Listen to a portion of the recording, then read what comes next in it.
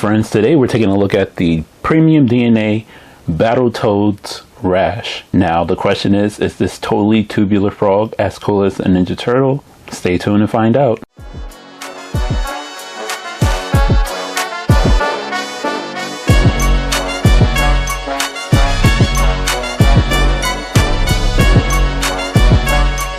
My favorite thing about the Battletoads was it was mind-bogglingly hard, and mind-bogglingly hard.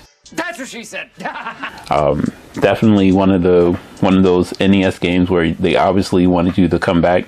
One of those things that they programmed so that you could not beat it in a single rental. But I really did love the character designs. So when I saw that Premium DNA was doing a Battletoad line, I was excited. So I'm hoping that these live up to the design that Rare created oh so long ago, give it a modern look, and also make it a worthwhile toy. But before we get into all that, like we always do, let's see if the box is better than your mother's. So the first thing you'll notice is we have the Battletoads logo on the front with the insignia, and on the Battletoads logo on the side with insignia on the front. We have the 8-bit Rash on the side with big boots, big spike boot, axe foot, and a spike foot. Insignia on the back, nothing on the top where my Big Back Toy Store standard grade sticker was, nothing on the bottom. And let's get this guy out the sleeve and see how the inner box looks.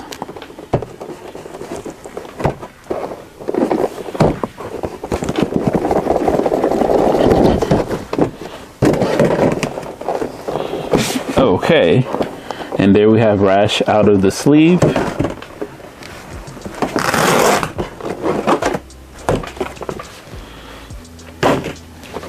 There we have Rash out the sleeve, and we have the Battletoads logo on the front, name on the side, all the figures in this wave. I did not get General Vermin or General Slaughter. I might consider a Rat Bones or Porker Pig, but definitely did not get so far only got Rash and Zits. On the back we see the accessories that come with, and these are also the accessories that are on the 8-bit side. And I guess this is not a premium box, even though it's Premium DNA. Not a fan of the box. I do love this side, but then the rest of it is just kind of hey, Battletoads, you didn't pay for a box to pay for this toy. And I guess that's true, but I'd rather not have this and have more artwork. Yes, I know there's more things to this wave and you're trying to sell it, but I'm more interested in whatever. So here we have Rash, one of the coolest frogs there is. Let's crack this boy open and see. What's in the box? And here we have Rash out of the box, and in the box we get some really cool things. Obviously we get Rash, we get his axe foot, we get 4 sets of hands, or 2 sets of hands, extra hands, 2 grippy hands, and 2 kind of open hands. We get his big boot with the spikes on the bottom. Really good detail on it.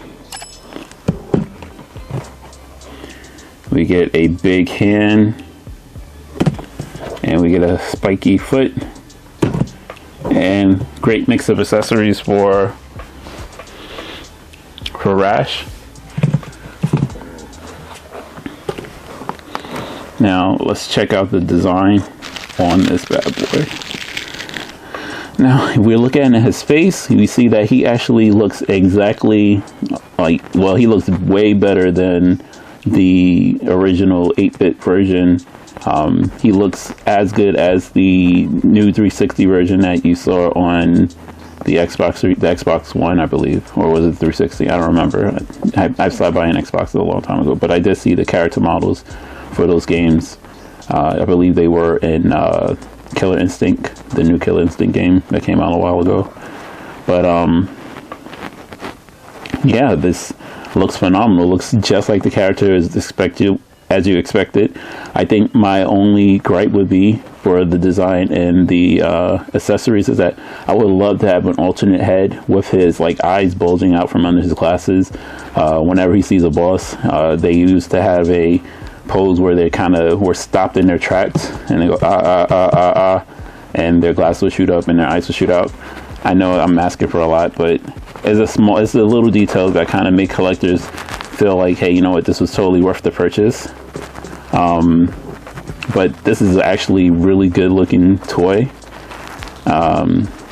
Let's see if this bad boy can do a squat. 1 and 2 and 3 I'm and 4 gonna say no. I already can see why it won't be able to. So has a bicep cut, double jointed elbow, bicep cut, double jointed elbow. It might be a double jointed knee, but I can't tell. Let's see. Double jointed knee, but I'm pretty sure it's going to be hindered by this lovely knee pad that they have. Ankle rocker, bend on ankle, no thigh cut, and some really tight movement on.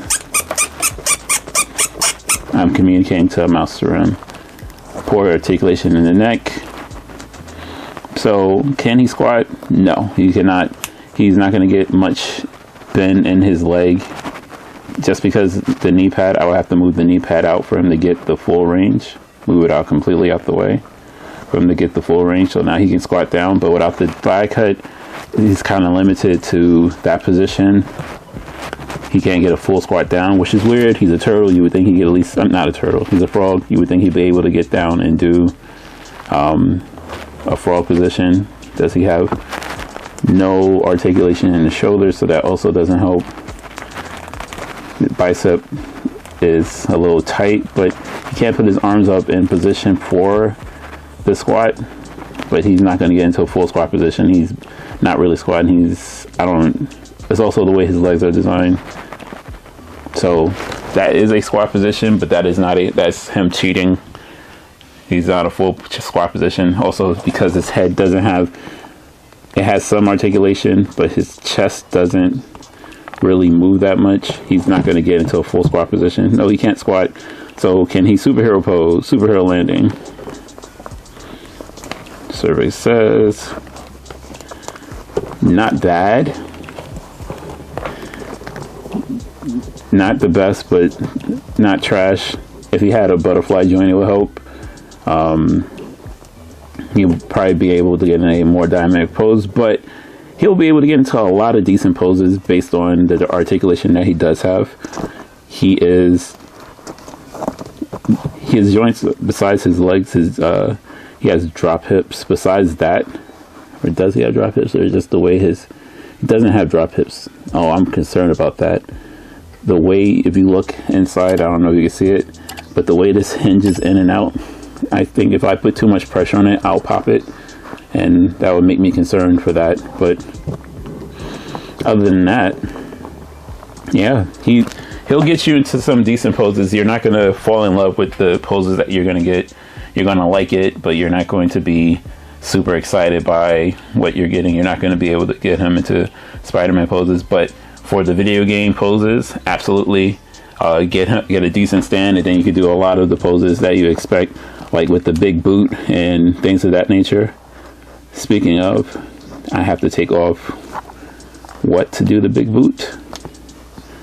Obviously it's not here. I hope it's not here. Okay, we're gonna try. It is here. That is a super tight hole. That's what he said.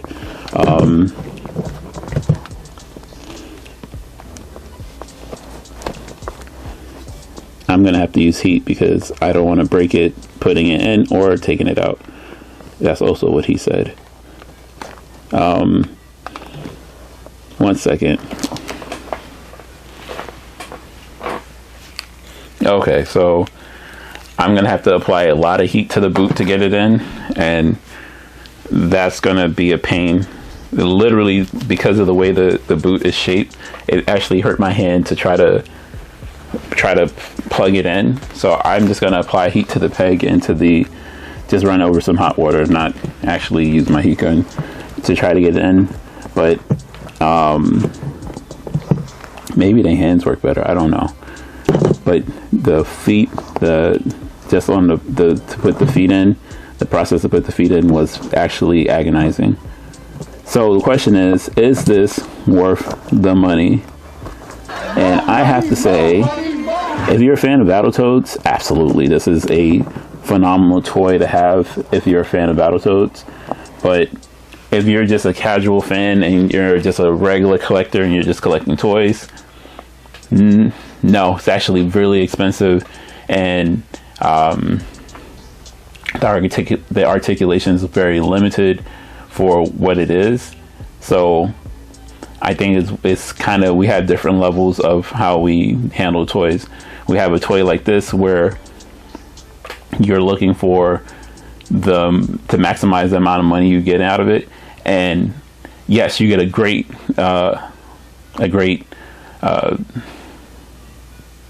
you get a litany of accessories, and the idea is like, hey, you know what, I would love to have this toy in my collection. I would love to see how this thing just plays with everything else.